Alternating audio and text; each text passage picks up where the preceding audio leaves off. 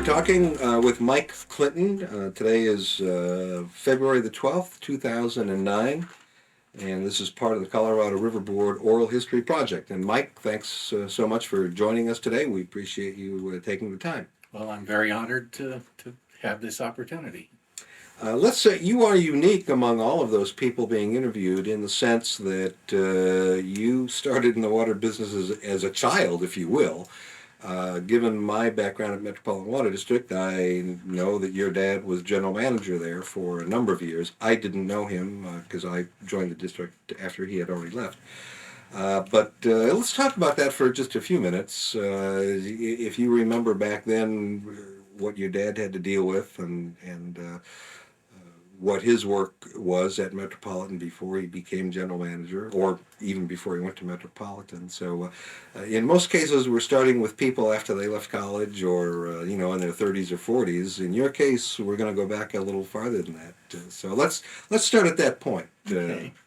Well, my dad, as you know, was an engineer, U of A graduate. Grew up on a dry farm ranch right on the Mexican border in Arizona. And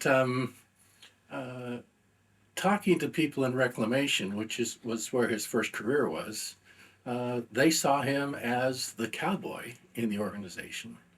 And uh, he grew up in dry farm looking for water to make the West bloom.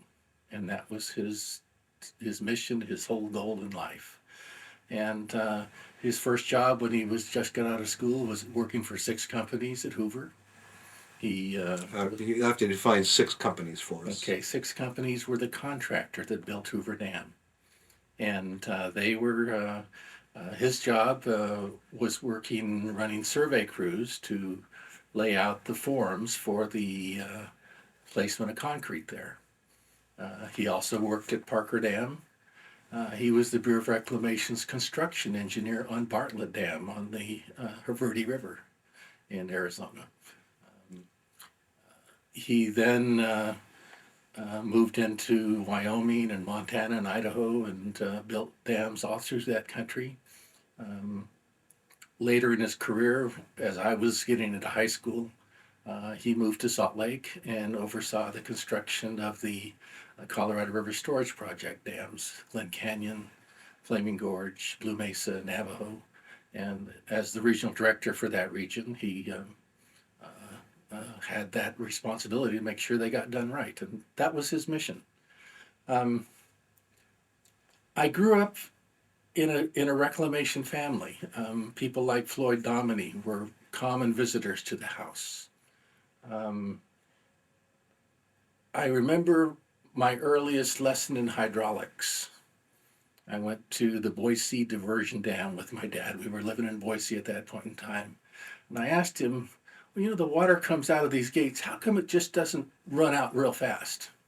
He says, well, the friction on the sides of the canal or the river hold it back so that it doesn't have to all fall down at once. And that was a lesson that I remember today because from then on, I understood how hydraulics worked. And it was that lesson at his knee that was very, very helpful. And I really, at that point in time, developed a great, great interest in engineering and hydraulics and how water moves through the systems. I carried that clear through my career. I still, even though my friends call me a hydropolitician, I am still an engineer at heart and mostly a hydraulics and hydrologist engineer.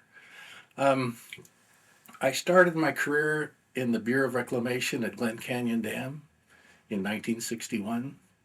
I started as a brush cutter on a survey crew, swinging a double-bitted axe, trying to clear line to look at transmission line alignments, going from Page to Four Corners and on from Page going south to Flagstaff and to Phoenix. Had you graduated from college yet? No, I had not. I Okay. was between my junior year and senior year in high school Okay. at that point in time. And one of the great things that happened to me then was when I went back to school that year and in subsequent years to go to college, Reclamation put me on educational leave without pay. So all of that time counted toward my civil service retirement. I left Page in early 1965. I had just gotten married, took my bride to Page, and we lived there for 6 months. And she got to live in the desert. She was from Oakland, East Bay, California, and never lived in the desert, so it was a radical shock for her. But we went back to Salt Lake, and I worked for the USGS for 2 years doing stream gauging. A lot of the gauging stations I served were in the Colorado River Basin. The Dirty Devil River, that flows into Lake Powell was one of the sites that I worked on. And again, that was a great experience to learn how to work in the field by myself, rely on other people, but it taught me a lot of self-reliance. My work at Page, I saw the first bucket of concrete placed there. I saw the last bucket of concrete You're placed talking there about Glen Canyon, Dan? at Glen Canyon, yeah. And again, I saw something start and finish. And throughout my career, that's colored the way I look at things, is that I like to see jobs finished. A planning study that goes on the shelf and stays there forever has never been my cup of tea. If it doesn't end up with smoke coming out of a D9 cat, it's not worth the paper it's written on. So that's been a lot of what's driven me in my career. I graduated from the University of Utah in June of 1970. Reclamation transferred me to Boulder City, where I had worked in an office that had the responsibilities for the negotiations with Mexico on the what turned out to be the salinity control agreements for the United States and Mexico on the boundary, Minute 218. And I was a cog in that communications process that started with the water users in Yuma area, went through the Yuma Projects Office, through the regional office in Boulder City, to Washington, to the State Department, over to the Mexican Embassy, to Mexico City, to Juarez, where IBWC's Mexican section is, and back to Mexicali. What frustrated me then, and I still see it as a problem, was that the people in Mexicali and the people in Yuma, who were the primary antagonists, never talked to each other. It always went around that daisy chain. And one of my lasting experiences was that in 1972, we had an agreement with with the president of Mexico, who was leaving office. It did not require a desalting plant. The agreement went to Washington, to Henry Kissinger, who was the head of National Security Council at that point in time, and he said, "That's not good enough for our good friends in Mexico. We need a monument that's going to be on the border that can be seen from Mexico." And my boss, Tom Steele, who worked in the regional office in Boulder City, came back and he said, "We're giving away U.S. resources." He went to Arlie West, the regional director at that point in time, on Monday morning after he came back from Washington, turned his resignation in. He says, "I'm not going to be a part of this." But we ended up with a desalting plant at Yuma that has sat there for many years. It's now being restarted, which I'm pleased to see those investments are starting to be developed. But because of national and international comity and other issues that were on the table, such as oil in Yucatan that was driving the Henry Kissinger discussions, we ended up with a desalting plant rather than a non-structural solution, which would have been much less expensive to the U.S. and would have accomplished the same objectives.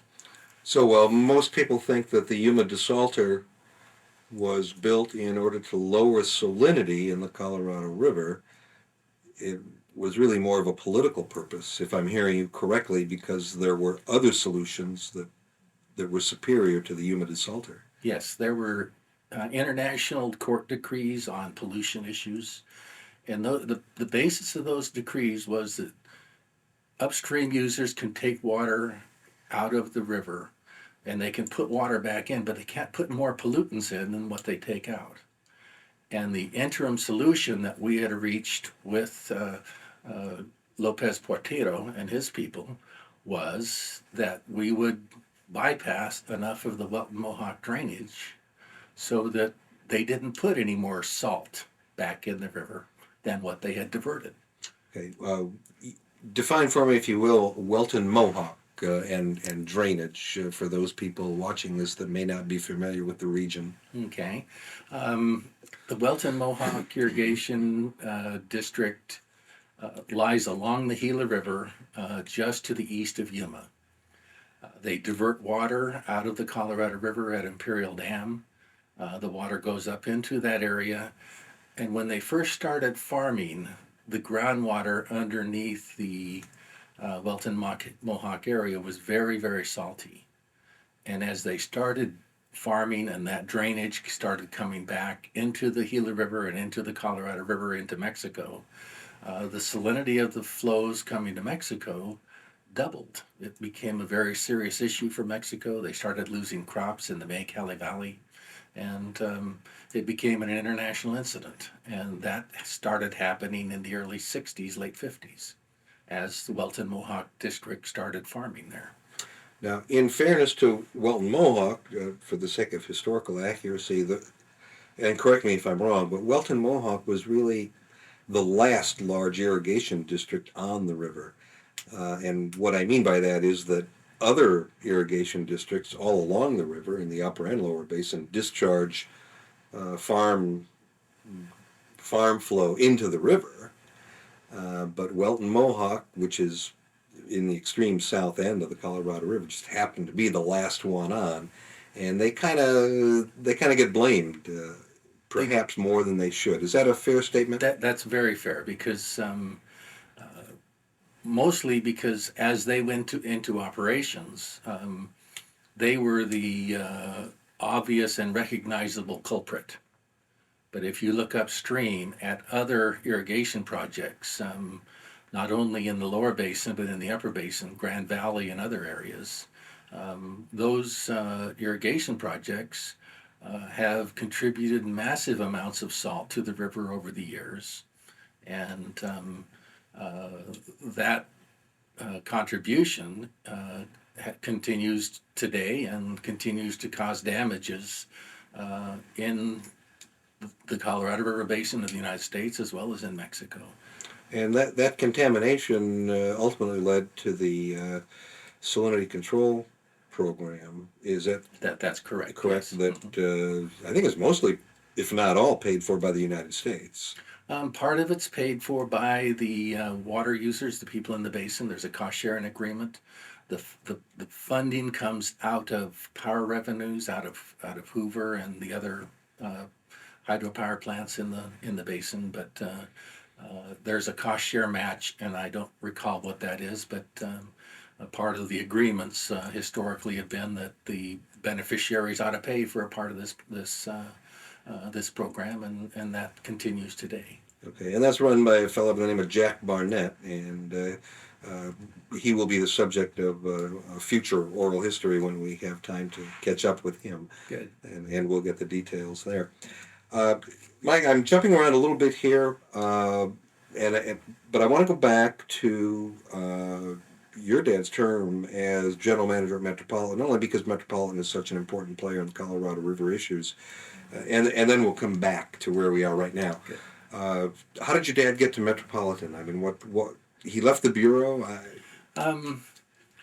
It's partly a family story. We were living in Salt Lake City in the early 60s. My mother contracted breast cancer, and she had gone to different medical institutions around the country, and probably the most advanced at that point in time was the UCLA Medical Center, and she was going back and forth from Salt Lake to UCLA. My dad had applied to work for Metropolitan when Joe Jensen was young and early in his career as the general manager at Met and as the chairman at Met.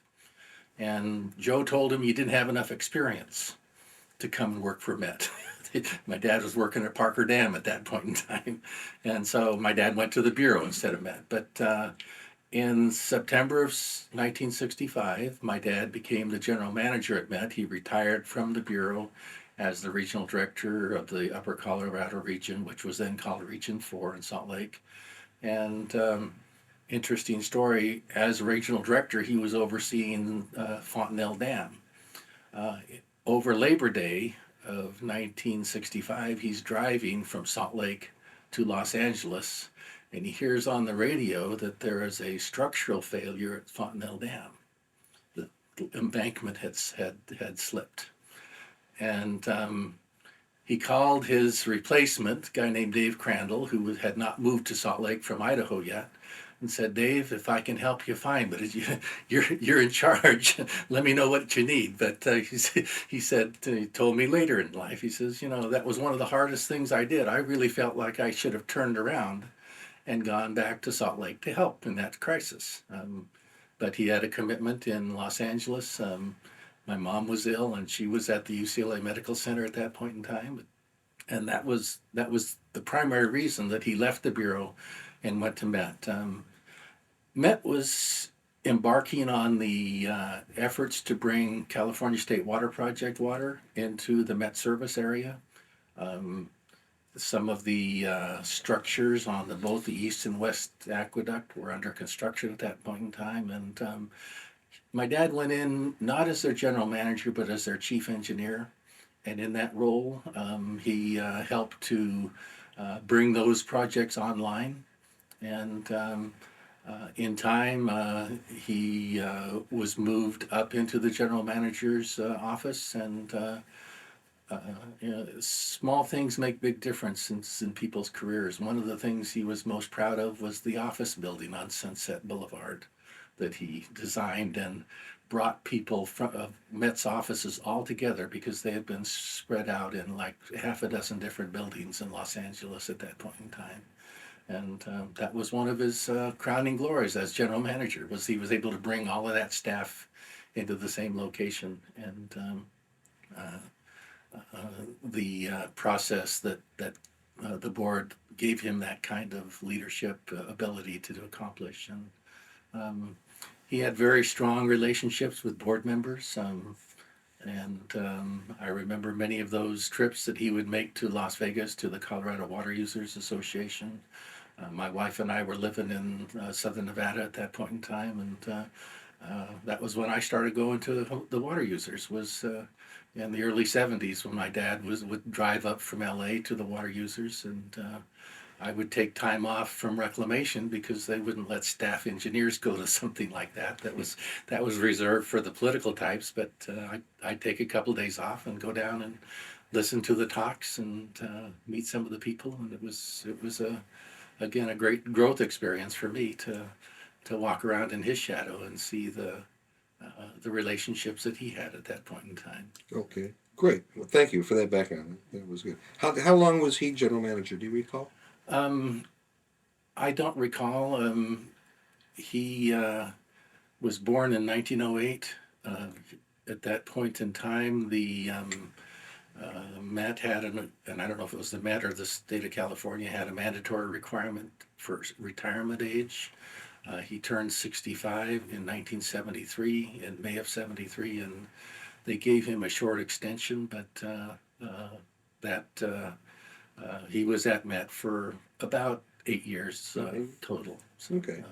And I don't know how much of that he was as chief engineer and how much was as general manager. So. Oh, okay, perfect. Thank you. Okay, now let's get back to Mike. Okay. So Mike is with the Bureau. He's dealt with salinity issues, humidity salter, dealing with Mexico. We know that you eventually wound up as general manager at the Imperial Irrigation District, which is where we want to focus some time here. So, how did you get there from bureau work, and how long did that take? I left Boulder City in 1974, spring of '74. I went to Washington D.C. to work in the operations office there. I worked in operations for a couple of years, and then worked in the planning division for a couple of years. Largely in what we used to jokingly call the paper mill, because our offices were responsible for all the congressional correspondence. And so I learned the English language under people like Gil Stam and his able secretary, and learned how to parse sentences and things like that. That and a young engineer never thought to be that important, but it really helped me in my later life. In 1979, the position of the chief of the Colorado River Water Quality Office in Denver came open. I applied for that job and was selected for that position. So I moved my family from Washington D.C., Virginia, to Denver to Lakewood, and worked at the Bureau's Engineering Research Center, was what it was called then, and managed the Colorado River Salinity Program. And it was interesting to go into that program because it was a program that was very frustrating to the Colorado River Basin states. People like Wes Steiner from Arizona, Myron Holbert from California, Dan Lawrence from Utah were very frustrated with reclamation because the program was not moving. We were doing lots of studies but not getting anything implemented. And within a year after I got there, we had the Grand Valley project under construction to try to stop the salt load there. We had developed a program for a deep well injection program at the Paradox Salinity Control Unit to take that salt out of the system, and quite a few other areas we'd moved on to try to get answers out of the planning process again to where we could start construction and implementation of those programs. What was that the beginning of the salinity control project then? The Salinity Control Project was authorized with the Yuma desalting plant in June of 1974. It had been in operation for 5 years. It was both the Upper Basin, which was Title II of that legislation, and the Yuma desalting plant, which was Title I of that legislation, became law in June of 1974. The interesting part of that was that 9 years later, the basin states were telling reclamation they were going to take this project away from the Bureau and give it to either the Corps or EPA unless reclamation got it under construction. And that was the assignment I was given by a guy named Keith Higginson, who was then the Commissioner of Reclamation. Said, go out there and get that baby under construction. And I did. And sometimes I walked on people's fingers to get it done, but we did. We moved it through and got it out of the planning stage, some of these major units, and into the construction stage. And that was one of the first things that I did when I went there. The other thing, and you mentioned Jack Barnett, the other thing that I saw in the process of the salinity program was that the state's advocacy was very diffuse.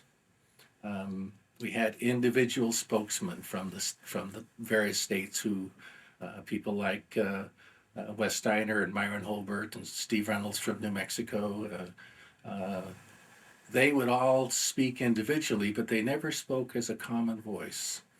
And I talked to the Basin States people and said, you really need to have a single person who will speak for you. And out of that dialogue came the discussion and ultimately the formation of the Salinity Control Forum's offices in Utah, in Bountiful, where they retained Jack Barnett to become the manager of that organization. And he has been a very, very effective advocate and spokesman for that group ever since. And I feel real proud to have brought the idea forward to the states to better focus and speak their advocacy for this program. And it's in many ways brought tremendous benefits back because the program is already taking hundreds of thousands of tons of salt out of the river every year. And it's being done at Grand Valley, Paradox, Uinta Basin, elsewhere throughout the Upper Basin primarily. So, but that's how I got out of the Boulder City and into Denver. And out of the paper mill. Out of the paper mill, exactly. And I in Boulder City had gotten to know a fellow named Bob Broadbent. He was a pharmacist and a county supervisor in Boulder City. And soon after Ronald Reagan was elected, I had breakfast with Bob in Las Vegas. And We should make it clear that you're talking about being elected president yes, as opposed to governor of California. right. Yeah, Okay. Reagan was elected governor. Yep. Paul Laxalt, senator from Utah, had been a former governor of Nevada, and Paul was Reagan's campaign manager. Bob Broadbent was Paul Laxalt's campaign manager. So it ain't what you know, it's who you know in the process. So Broadbent pulls me aside and he says, I'm going to be the new commissioner of reclamation. Nobody knows that. But I need someone who can tell me how to make that organization operate. And I would like you to be a part of that team. And I said, Bob, I've known you for a lot of years. I love the Bureau and I'm here to help. And so all of a sudden, instead of just managing the Colorado River Salinity Control Program, I end up as an advisor to the commissioner, who later becomes assistant secretary. And in time, they put me into negotiating Indian water rights settlements on the Salt River Pima Reservation in Arizona, the Animas La Plata Colorado Ute settlement in Colorado, settlements in Montana and Utah and the Northwest, New Mexico, and so I became the Department of the Interior's Indian water rights settlement negotiator. And I go back to Phoenix today and talk to the Salt River Pima people, and they are very appreciative of the leadership that I brought into those programs, and it's something I'm very proud of. It's interesting, and one of the last items I worked on, and I'll kind of jump around time-wise a little bit, in 1977, or 1987, excuse me, was I had a dinner with the leadership of the Gila River Indian community and told them that we, through the Interior Department, could get a water settlement for that Gila River community through the Congress with the blessing of OMB if they would settle for about 500,000 acre-feet. Their attorney, a fine old gentleman named Z. Simpson Cox, said, no, we're going to get a settlement of 1.5 million acre-feet through the courts. We're going to take 1 million from the Salt River Project. Well, I'm working today for one of the participants in the Gila River settlement, where the Gila River Indian community will get about 500,000 acre-feet. It'll be a lot more costly than what we would have been able to get for them in 1987. But time is time, and the seeds you plant a long time ago sometimes take some time to grow. Well, and it sounds like sometimes you roll the dice and it doesn't come up sevens. Right, exactly. In their case. Yeah. I was moved back to Washington to work in the Undersecretary's office as a special assistant to the Undersecretary. Went back there in '84. In 1987, I had my 25 years in. My agreement with Ann McLaughlin, who was then the Undersecretary, was that when I had my 25 years in, I would have the option to retire. And Ann at that point had left the Interior Department, but she stayed by that agreement. And when I had my time in on March 17th of 1987, my 25 years, I was able to get a partial retirement out of the system. I retired for a weekend and went to work to manage the Bookman Edmonston, Washington, D.C. office at that point in time. Bookman Edmonston at that point in time, was one of the premier water resources engineering firms out of Glendale, California. Bookman transferred me to Glendale in '89, and I worked there until the spring of 1995.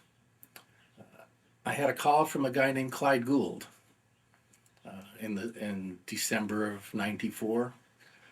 Clyde said, I'm going to tell you something I never want you to hold against me. I said, well, Clyde, you and I have been friends for a long time. Clyde was the manager of the Welton Mohawk District. And I said, not to worry. You'll still be my friend no matter what happens. And he says, well, IID's looking for a general manager. Would you like me to put your name in nomination? I said, Clyde, I get up every morning, put out a different pair of pants. Um, I would be honored and pleased to be considered for a job like that. And I went through the interviews with the board of directors at IID and was chosen for that job in the spring of 2005. And no, that's not quite right. Spring of 2000 or 1997. Some my wife's head runs Alzheimer's facility. She said she's got a room for me. But so I went to IID and I had a great board of directors. I'm sorry, let's make sure here. We're talking 1997 you went to Yes, IID? I went to IID Okay. in 1997. Good. No, I went there in spring of '95. Excuse me. Okay. Yes, and had a great board of directors, and they gave me a couple of assignments. They said they wanted the district to operate as a business um, from a financial and management perspective. They said they also wanted to manage and protect the district's water rights for the value that was in those water rights. Um, they were concerned with the first agreement that had been reached with Metropolitan for conservation programs, which was a cost based agreement. They wanted to see a market based transaction for the next sale of water to whoever that might be. And they charged me with the job of looking for buyers for the next set of conservation that would be sold at a market based rather than a cost based transaction. Now, your board had to approve that agreement with MWD, and we should just state briefly that MWD would pay IID a bunch of money to conserve water, and then the water conserved would flow back to MWD. And we'll get into the waste of water and the Elmore suit and all that in a minute. But your board had to approve that agreement. And then you came in and they said, we're concerned about that agreement. What, Um, what was the concern, and why did they agree to it if they were concerned? One of the fascinating things about the Imperial Irrigation District is the board continues to change, and it changes to reflect the community's changing makeup. And the board I went to work for was not the board that had approved the IID Metropolitan Agreement, and they were more business oriented rather than structural historical water business, and they felt that IID had sold their water rights for no profit, that the water rights were being transferred to Metropolitan only for the cost of the conservation facilities that we're putting in there. And the value of that water, which exceeded the cost of developing it, had not been capitalized in that initial transaction with Metropolitan. And so that was that was the primary charge they gave me was, and you mentioned the Elmore suit, the waste of water issues. I told that board in executive sessions when I went there that the tailwater that was existing on those farms could not be sustained legally in terms of beneficial use, and they needed to find a sugar daddy that would pay for the conservation programs that would keep them out of a beneficial use challenge, such as they had lost in the Elmore case. The Elmore case was a Salton Sea flooding case, where the Elmore family asserted that IID was wasting water, causing the Salton Sea to rise and flood out some of Elmore's properties. And the IID had lost that case. It was a state of California litigation. Went to the California State Supreme Court and on into what they asked for certiorari in the U.S. Supreme Court, and the case became precedent and longstanding basis for a lot of determinations around the western states on water rights and the beneficial use requirements for water. And it was that finding that led to the deal between MWD and IID. Is that correct? That's correct, yes. And uh, the finding in the Elmore lawsuit was such that the board of directors that approved the initial agreement with Metropolitan was, I believe, concerned enough that they were looking for anybody who could help fund some of that conservation work rather than the farmers having to fund it themselves. And so, uh, and the first Met agreement was in many ways a model of technical and economic sophistication that the Western states had never seen before. And I came to work for a board of directors who were looking at it with 2020 hindsight. And they said, you know, it's good that Met is funding this work, but we know we're going to have to do some more. And the next transaction we go into, we want it to be based on the value of these water rights, not just the cost of the conservation measures that are needed to conserve the water. Describe for me. Do you want to take a break, by the way? I'm fine. Okay. Describe for me. You say those water rights. California, and I'll just throw out the numbers so you know where I'm headed here. California's entitlement was 4.4. The Ag Agency's 385. Palo Verde, IID, and Coachella, and you got Bard and Yuma project in there. Right. Is it? But the rights were, at least in IID's case, well, in all cases actually, the rights were unquantified. Right. Describe that for me and why that was or was not a problem. Okay.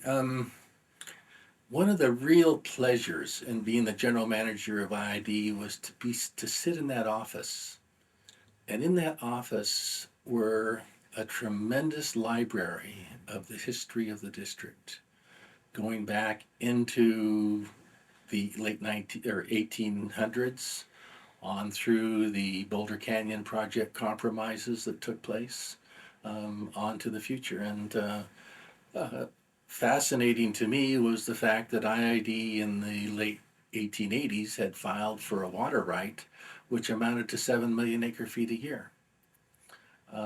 That water right filing, which they were in the process of perfecting over the years, was the primary stimulus for the people in Colorado, up at Grand Valley and elsewhere, to say, we need to compact this river.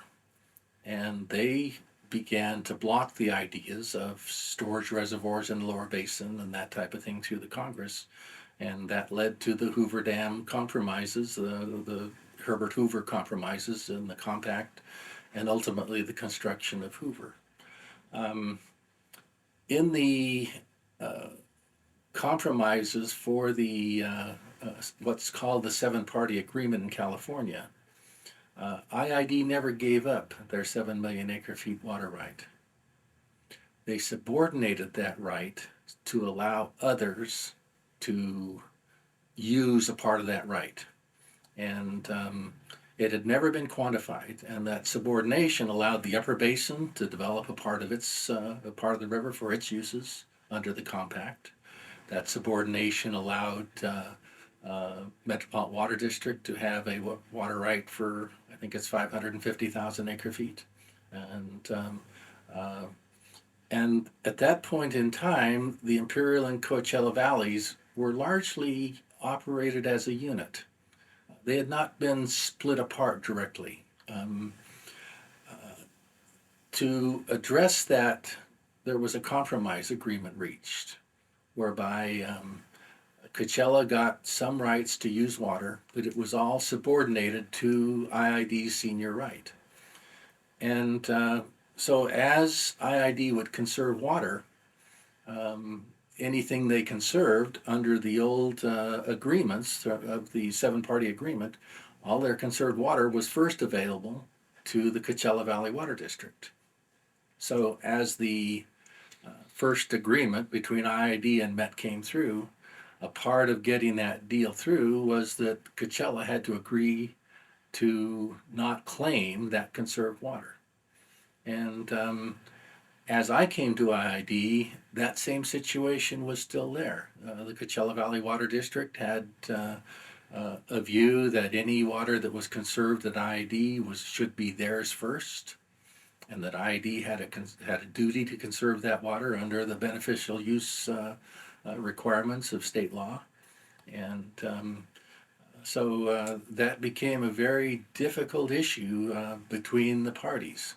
And that process of trying to work out a compromise with the Coachella Valley Water District and also Palo Verde and the people at BARD, that process became very entangled. Um, it get kind of nasty at one point in time. My friend Tom Levy and Tom and I are still fine friends. He asserted that IID was hoarding water, and I accused him of being like Mr. Mulholland trying to steal water from IID, and we had a lot of fun with it. But underneath the fun were some really hard, difficult negotiations, and that whole issue of beneficial use, the residual rights that came out of the Boulder Canyon compromises and seven-party agreement, finally came to bear. Tom and I often joke that in the water business, people often defer hard decisions because they don't know how to answer it, and those decisions sit around and wait for a crisis or a conflict to bring them to a resolution. And it was only through the process of the quantification settlement agreement and the requirement to conserve water at IID and the needs of the coastal plain for water that finally the water between the ag agencies was quantified, and Coachella got a first right to a specific quantity.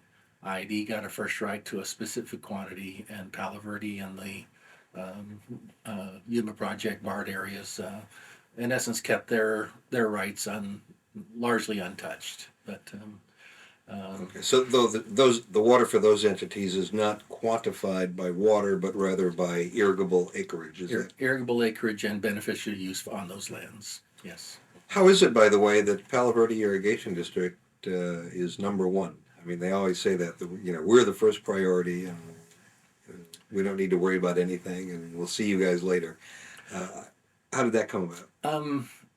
Guy named Mr. Blythe went to the Colorado River north of the town of Blythe today, drove a stake into the side of the river, and went to the county seat. And I don't know whether that was Riverside County, probably at that point in time, and filed for an appropriative right to divert water from the Colorado River.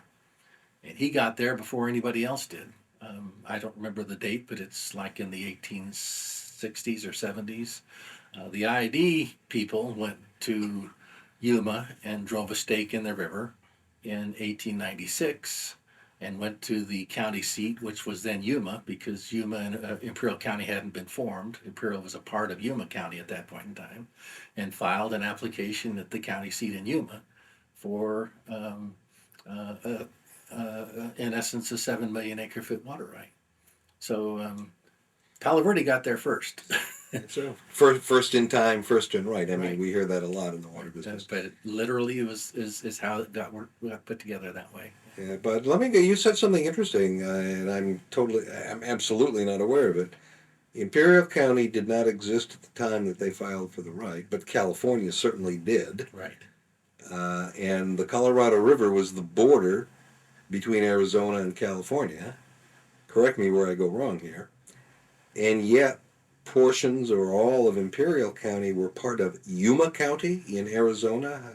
No. I lost it. It was all part of San Diego County at that Oh, time. San Diego County. Okay. Over to the river. Right. Okay. So they went to Yuma, to where the old Rockwood heading was, which is just upstream of where Morelos Dam is today, where the old Alamo Canal took out.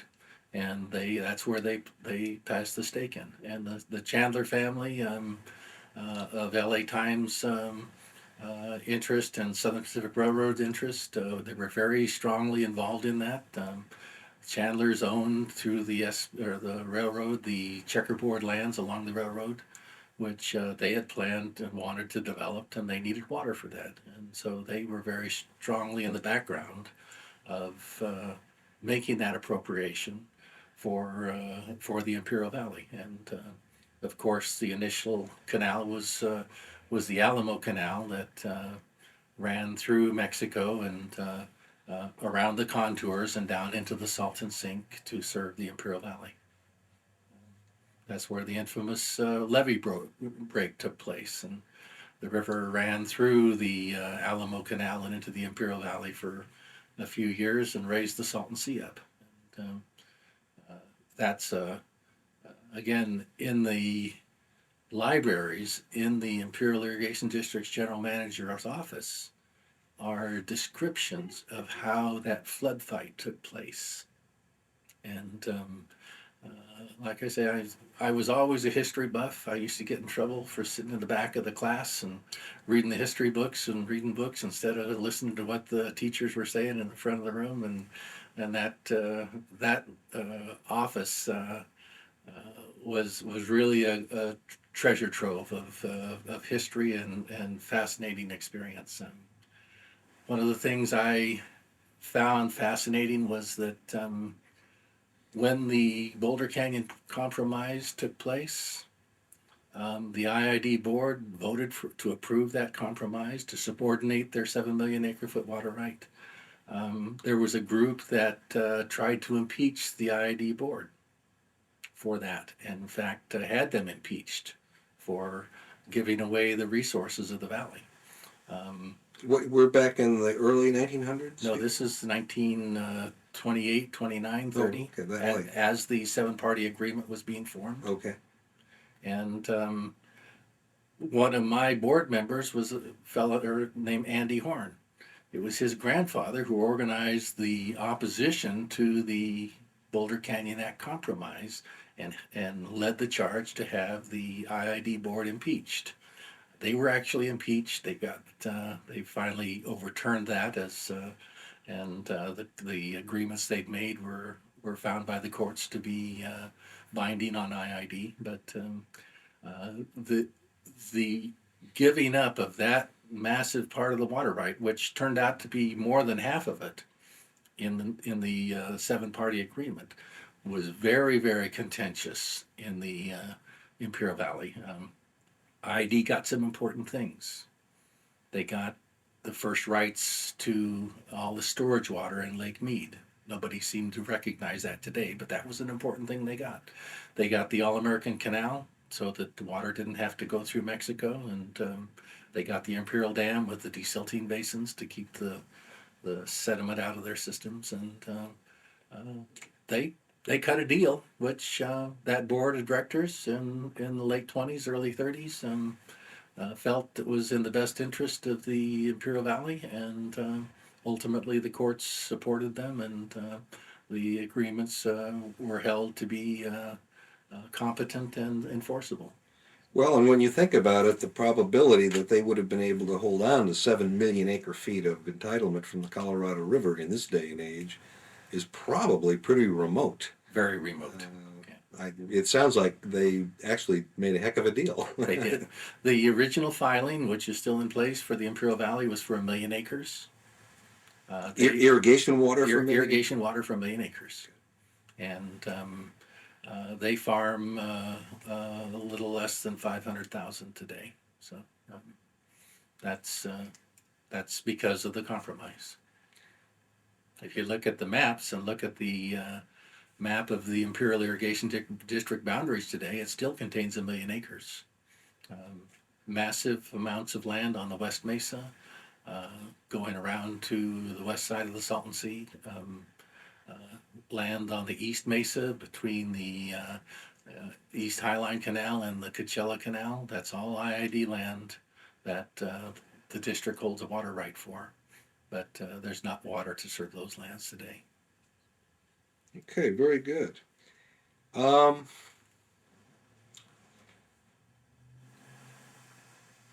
you came into the IID with a mandate to be more business oriented, or for the district to be more business oriented.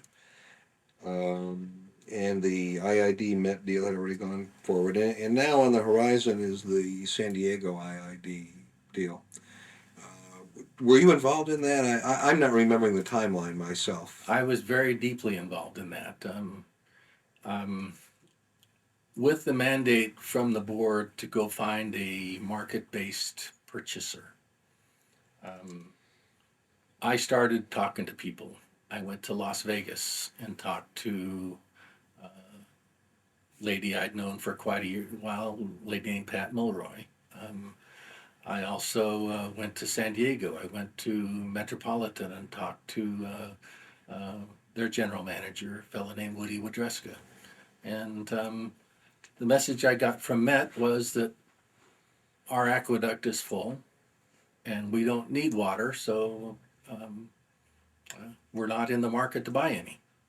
Um, Wa- message was there a price at the time, or you were just trying to find out if anyone was we were interested? looking for expressions of interest. Okay.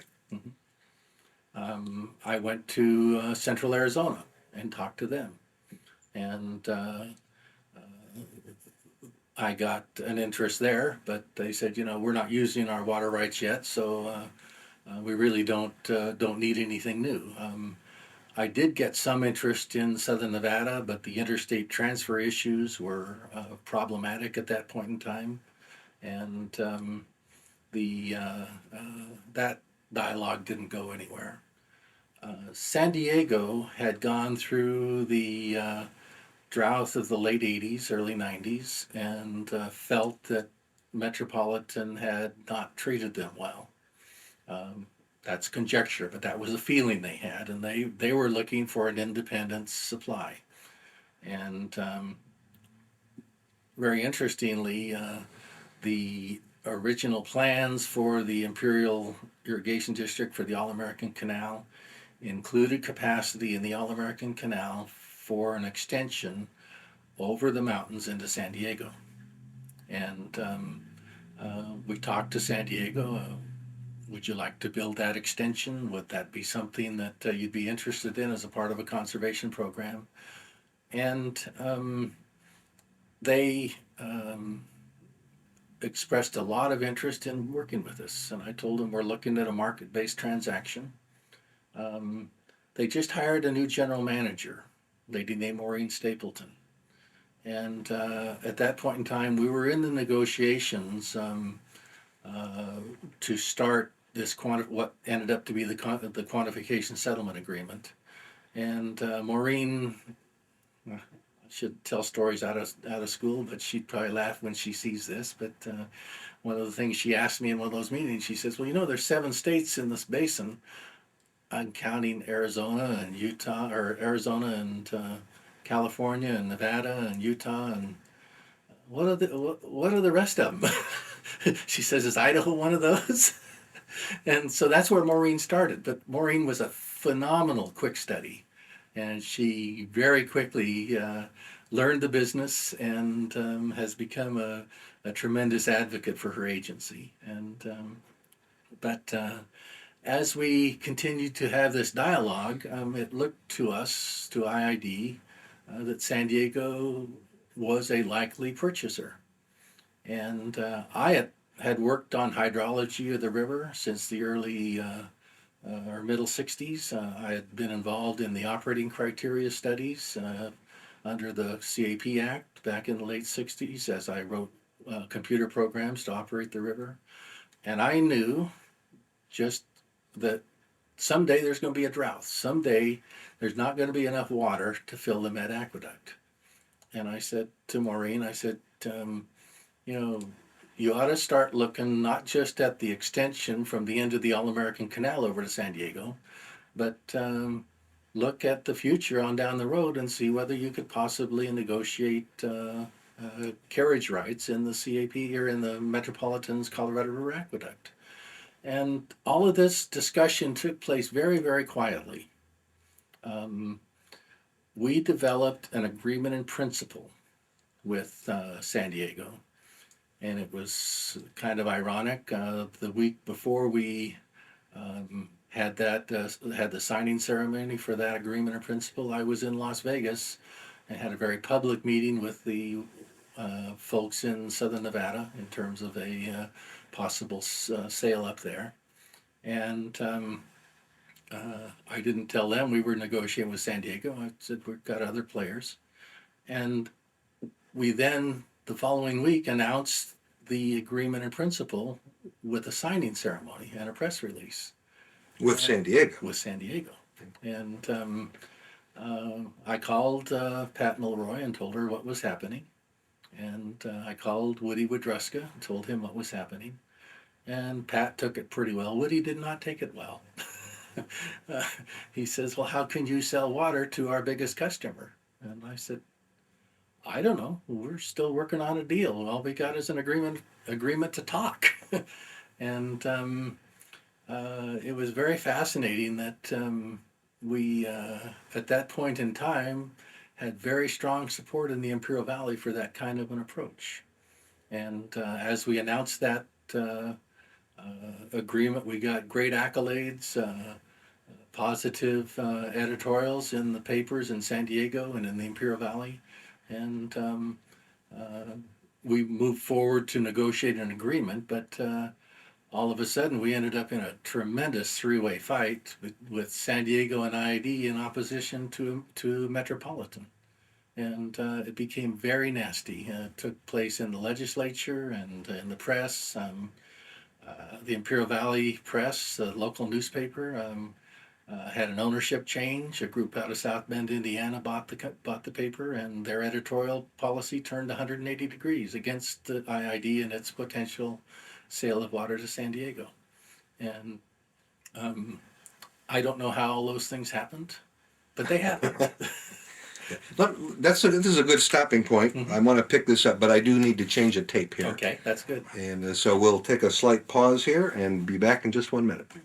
Mike, we just had a little change of tape there, so there's obviously a little blip on the DVD, but that's okay. We were talking about San Diego County Water Authority and IID talking about putting together a market-based deal, and you've gotten to the point where following the announcement at MWD, at least was one agency that wasn't too thrilled about all this. We know that the deal eventually happened. So how did we get to the deal from the point where Metropolitan is ready to cut off your head? The deal took some time to put together. Maureen and I put together, in essence, an agreement in principle, which was the deal points of an agreement.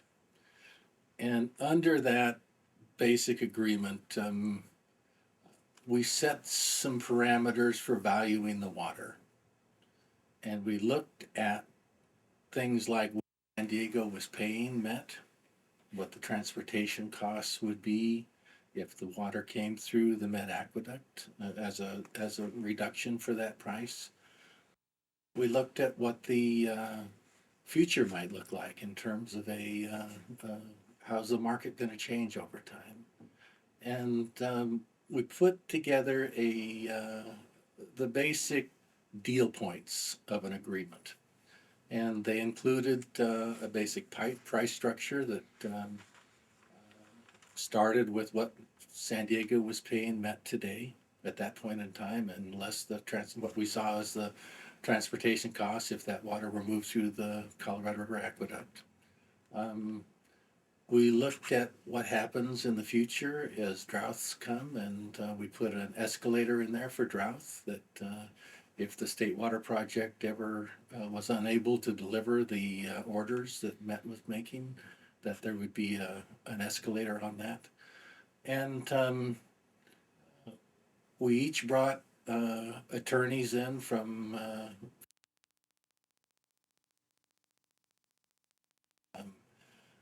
gentleman by the name of David Osias was very instrumental in drafting the agreement.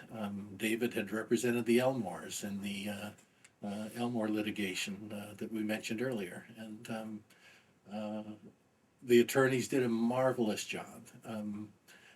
We used an economist, Rodney Smith, to help with some of the economic approaches and look to handle inflation and uh, cost indexing and things of that nature.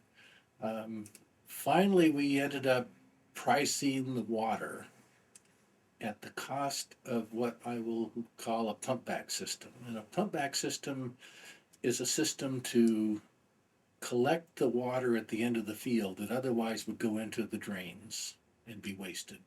And it collects that water and pumps it back literally to the head of the field to be recycled.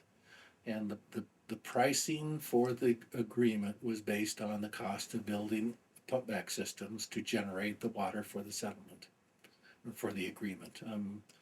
Uh, Total quantity, San Diego wanted all of the water. IID didn't want to sell it all. We conservation potential of probably as much as 1 million acre feet a year.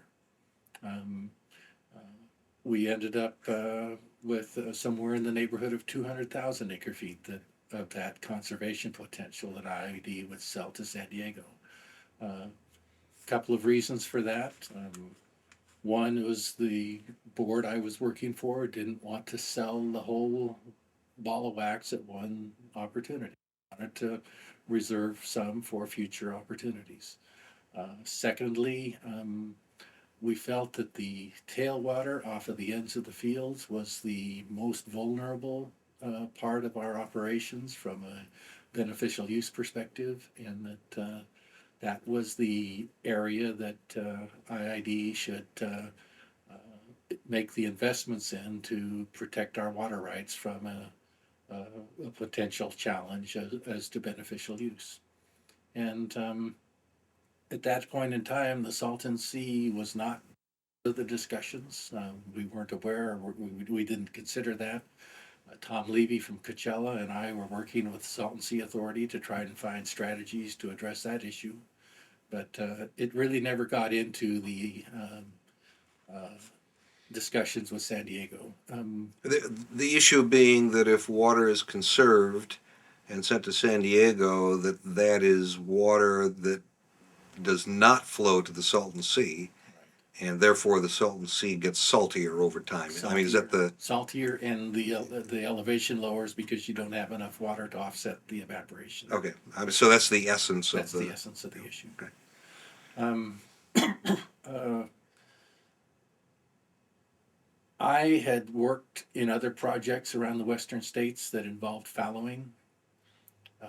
I had structured a deal in the San Luis Valley of Colorado with a group of investors to where they were going to fallow, they were going to develop their farmland and then over time fallow that to move the water into the Front Range of Colorado. And as the word got out that they would be fallowing that land, the local community came unglued. And they said that we don't want our economy to be damaged by fallowing. So I brought that to the IID board and I said, we cannot build this settlement based on fallowing because it's jobs and livelihoods for the people here in this valley. Not just the uh, agricultural labor people, but the equipment salesman, the diesel salesman, fertilizer, that whole chain of the agricultural economy that is based on farming, the acreage we're farming. And as I worked through the agreement and until the time when I left IID, the agreements had no fallowing in there. And it was primarily my advice to the board, don't go there. Don't ever enter an agreement that was involved fallowing. That changed after I left because of the Salton Sea issues. And they are a fallowing ground to provide makeup water into the Salton Sea. But that part of the agreement was something that became very contentious in the valley. Um, One of my clients at Bookman Edmonston had been the Bass family in North Texas. The Bass family had purchased about 40,000 acres of farmland in the Imperial Valley for the value of its water rights. And as I came to Imperial Valley, there were assertions that maybe I had a conflict of interest. Well, I was an engineer and I told my client where to buy water. They bought water there, but I had no continuing relationship with them once I left Bookman Edmonston. There were assertions in the valley and in the press that I was conflicted. I ended up being drawn before the Imperial Valley jury to explain my relationship with the Bass family.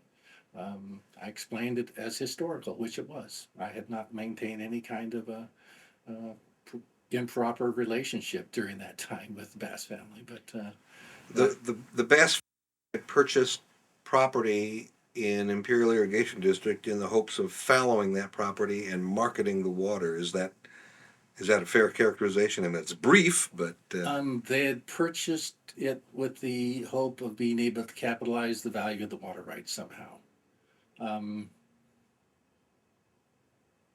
In my guidance to them, as I'd learned in the San Luis Valley of Colorado, I said, don't use that F word. Don't talk about fallowing. You can get a lot of water just through conservation programs, and that's where your initial efforts ought to be. And but the word got out that they had intended to do fallowing, and that became very contentious in the valley, and became a real divisive force in the valley against fallowing. And as I said earlier, all the time I was the general manager at IID, I opposed any fallowing program, and it didn't come in until after I left, and as a potential way to address the Salton Sea issues. you know, I don't want to dwell on it, but did the Bass family ultimately just sell their holdings and leave, or Bass family, I mean that whole controversy just kind of withered away. it withered away. The Bass family sold their holdings to an entity named by the name of U.S. Filter that was out of Palm Desert, California. And in time, U.S. Filter was taken over by a French conglomerate, and in essence, the Bass family got out of it at the right time. They sold their property to U.S. Filter, and as U.S. Filter sold to Vivendi, the French organization, the Bass family's interests in the stock and U.S. Filter was then capitalized, and they were no longer involved in it. So, Okay. During your discussions with the Water Authority, and indeed Metropolitan, on what came to be known as IID 1, which was the Metropolitan IID program, you had another water agency kind of in the way here, Coachella Valley Water District, because their water right was and is subordinate to IID's. correct. What were those discussions like with Coachella? I mean, you had your primary deal being made with either Metropolitan on the one hand or the Water Authority on the other hand, but there must have been some secondary negotiations with Coachella. There were extensive discussions. The two districts put together a board committee of 2 members each to, along with the 2 general managers, myself and Tom Levy, and we talked about ways to address the subordination issue. The issue got to the point that Coachella wanted so much water as a firm supply out of IID requirement, or out of IID's entitlement, that they wanted a 500,000 acre feet, and they were using about 300,000 acre feet at that point in time. And my board was unwilling to agree to that kind of a consideration for Coachella.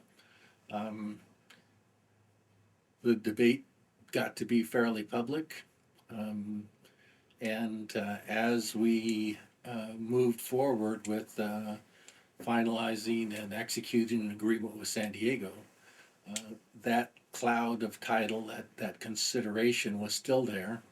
Um, we were in negotiations uh, through the Colorado River Board and through the State Department of Water Resources. They brought some uh, big name negotiators in, a guy named Abe Sofair, who had negotiated some agreements in the Middle East, and they thought he could solve this. Well, he didn't get it done, but that whole issue was unresolved when I left IID. It was still in the mix, and finally was addressed and resolved in the quantification settlement agreement. And I was not a part of those final negotiations. We had laid out the parameters of what IID was willing to give to Coachella early on, and what Coachella wanted. There was a very large difference between what IID was willing and Coachella wanted, and that difference did close in the QSA, somewhere between, and both entities walked away happy from it. But I know those were very, very different negotiations. I watched them from afar, but was not involved in them. So, Okay. What any other significant issues occurring at IID during your tenure? um, another one that was fascinating, and I'm going to go down tomorrow and see the construction going on the All American Canal for the lining program. When I came to IID, there was already a signed agreement between IID and Metropolitan for Metropolitan to fund the construction of the All American Canal on a cost based approach. And my board didn't like it very well, but it was signed, and we were pretty much committed to it. And for a lot of reasons, Met wasn't ready to put the money into it at that point in time because their aqueduct was full. There wasn't a way to transport the water across from the Colorado River into the Met service area. And I'm sorry, I need to stop you. When you say the water, we're talking about the amount of water that would be conserved by the lining of the canal. Is that that's accurate? correct. Okay, Yeah. good. Go ahead. And it's about a little over 50,000 acre feet a year. And uh, the agreements were set up to where every period of time, I don't know if it was quarterly or 6 months or whatever, both boards, the IID board and the San Diego or and the Metropolitan board, needed to go through and approve an extension for those agreements because there was a time frame in them, and we kept leapfrogging it. And we did one or two extensions while I was when I was first at IID. It was coming up to time for another extension, and we were already deep into the controversy over the San Diego agreement. And the board of directors had on its agenda the um, decision to approve another extension. Um, we wake up on a Sunday morning and see in the national press where the general manager of Metropolitan is meeting with the general manager and the leadership in Las Vegas, and they've agreed to where Metropolitan would subordinate that conserved water and make it available to Las Vegas. And they are toasting each other with IID's water. Guess what happened Tuesday? The IID board turned down the extension of that contract. And in essence, the contract died that day. So ID said, we have this agreement, and if Met wanted to sell our water to San Diego, they should have come talk to us. They didn't. You mean San Diego or Las Or Vegas? to Las Vegas. Okay. If they wanted to sell our water to Las Vegas, they should have come talk to us. They're up there publicly toasting with the governor and the leadership in Nevada an agreement to whereby this water that would be conserved in the All American Canal would be made available in Las Vegas. And the IID board just went ballistic. And I had already agenda, my recommendation for approval and extension was there, and the board took that under consideration respectfully declined. And uh, that then led to a long, long period of the All American Canal program being in limbo and not moving forward. And it didn't move forward while you were there That's again, right, right? it did not.